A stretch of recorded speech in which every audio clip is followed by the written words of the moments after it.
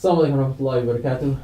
Welcome to another episode of Warren Muslim Presents, and today we're going to talk about the recent attack at a Quebec masjid, the Centre Cultural Islamique de Quebec, which happened on Sunday, January 29th. During that attack, Alexander Bissonnette murdered 6 Muslims, injuring critically 5 others, and 12 having sustained minor injuries. And this is one of the examples of a brutal attack upon the Muslim community. And what the press had mentioned was that he was someone who was not political at the outset. However, based on the visit of the right-wing party from the Le Pen party to Quebec, he started to get more vocal against immigrants and started spewing hatred against Muslims, as well as promoting Donald Trump, of course, and so it's this is obviously a tragedy. First and foremost, we want to extend our condolences to the Muslim families who experienced this great loss. We pray to Allah Subhanahu wa Taala that those who were died, are forgiven of all their sins and granted Jannatul Firdaus. And we pray that the families that survived, Allah grant some sabr and patience. And also that we pray that those who are injured get better soon, and Allah Subhanahu wa Taala cures them of their injuries completely. Absolutely. So I wanted to sort of begin. The media kind of was quick to look at blame Trump and France. Do you think that the blame should end there, or do you think that there's more we should look at? I think it's really interesting when we take a look at how the Muslim community in Quebec responded to the situation. And really all I can do is quote, and maybe we'll link to this in the description, the eulogy that the Imam, I believe of that masjid, gave just recently, a few days ago. And he talked about, so he was eulogizing the families, and he started talking about the victims, and he said, we have 6 widows, we have 6 fallen people, fallen brothers, we have 6 widows, we have 17 orphans, we have 5 people in the hospital. And then he said, we have 1 other victim, and no one is talking about him, but I'm old, I don't care about anybody, so I'm gonna mention him. And he mentioned Alexander Bissonnette. He mentioned him as a victim. And what he said is that before Alexander shot or planted bullets into the bodies and the heads of those 6 people and a few more, that something more dangerous than bullets was planted into his own head, which was this hatred, these ideas of he says that it's not normal for no one starts their day thinking I'm gonna go shoot some people. Why didn't he go to a picnic? I think he even said, why didn't he just go watch the Canadiens and whatever their hockey game was recently. Why do you go kill people? And I think that's really the point of it here, is that this isn't, I think when we look at an issue like this, we want to talk about, it's one guy, he did something wrong, it's bad, we shouldn't do this.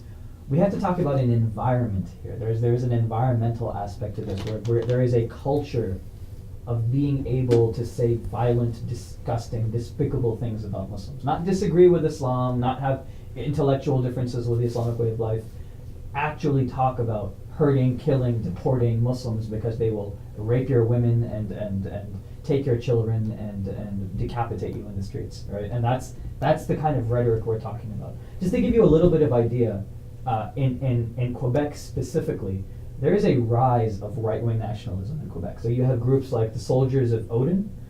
They have about 3,500 members in Canada as a whole. 400 of those are in Quebec.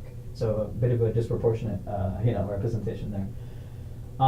And they're basically a group that has a lot of, they don't have as much of an online presence as they have a street presence. And so they'll go out into the street and they'll patrol areas that have a high concentration of Muslims.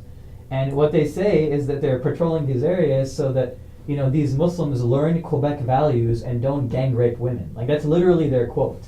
We won't allow them to bring mayhem to our streets and the gang rapes. That's what they think Muslim minorities will do in areas of Quebec City. They're based on the Finnish organization that's called Soldiers of Odin as well.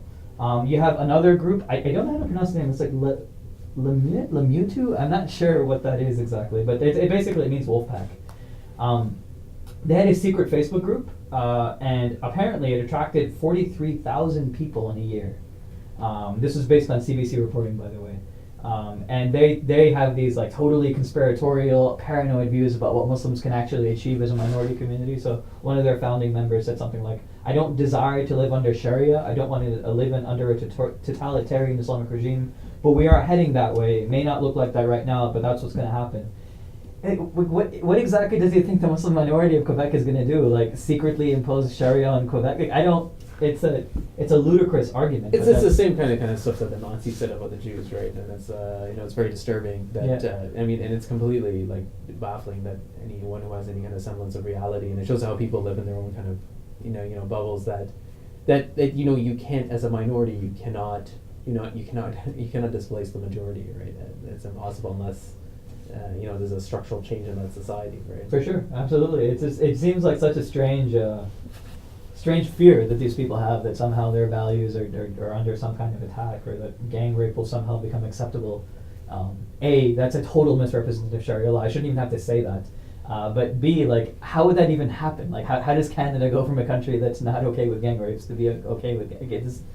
Anyways, I think the deeper issue here, though, is like it's easy once again to even hate on these groups and think they're the true culprits of this problem. But really, this is not what's happening, right? I mean, you mentioned how visits from a pretty prominent right-wing party in France, what was able to radicalize Alexander. We've talked about his support of Donald Trump.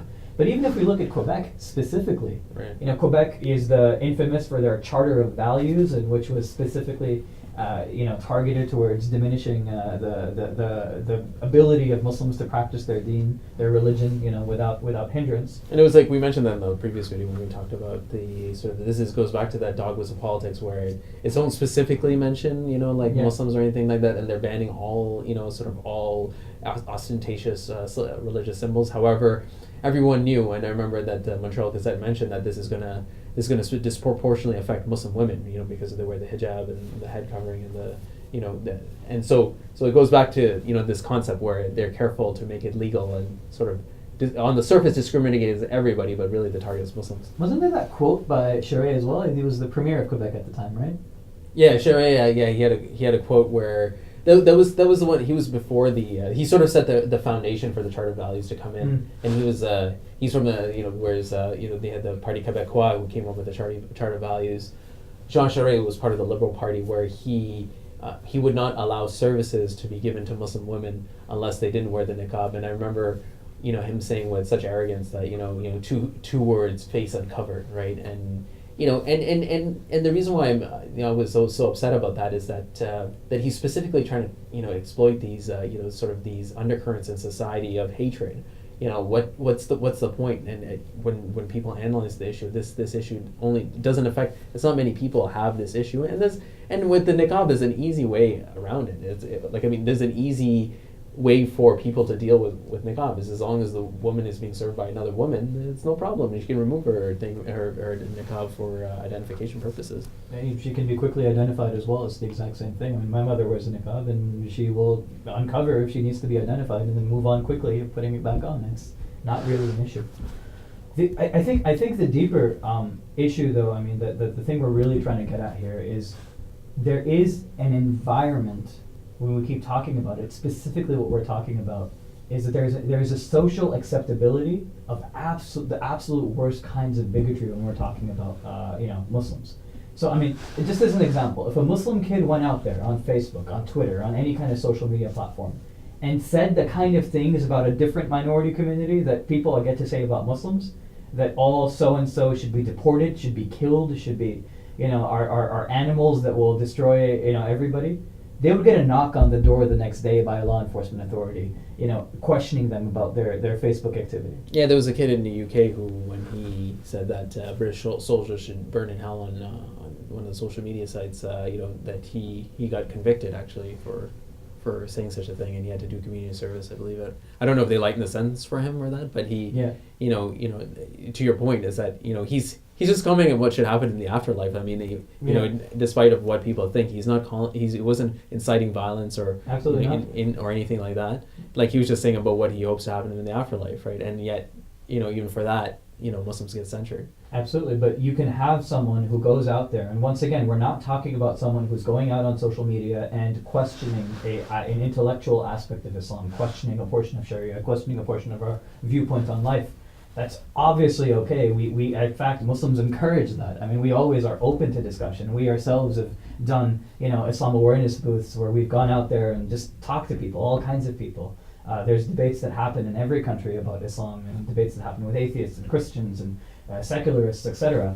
What we're talking about is people who go out there and promote this idea that Muslims are prone to rape their women, to decapitate their children, and they should be deported and criminalized for these reasons. This is the epitome of hate speech. And if it happened against any other community, there would be a way to combat that. But when it happens against Muslims, it's somehow not taken as seriously, or it's seen as, oh, well, all religions get a bad rep. It's not about that. It's about a specific community that's being censored. Even on legal means, people, the government finds ways to be able to allow this kind of bigotry. So recently, when there was a hearing going on about the permissibility for students to write their own khutbahs in high schools, right? So the high schools in Peel, where students were told that they could not write their own Friday sermons, and this was obviously not something that was cool with the Muslim community, so they spoke up, and it led to a hearing. This hearing allowed people who were absolutely hateful of Islam to show up to the hearing and start talking about how Islamic belief, that being Muslims just practicing their faith freely will radicalize Muslims and Muslim children in high schools. Whenever a mosque needs to adjust itself into its community, because usually when mosques are built, they're built in the direction of Mecca, and that can sometimes not be the right adjustment for that community. They have to go to a adjustment committee, and that adjustment committee invites public consultation. And in some cases, we've seen that these public consultations become an avenue for people to come in and say that mosques will bring. I think in Mississauga there was a case where a man literally made the argument that because a masjid enters the community, women's rights in that community will be diminished.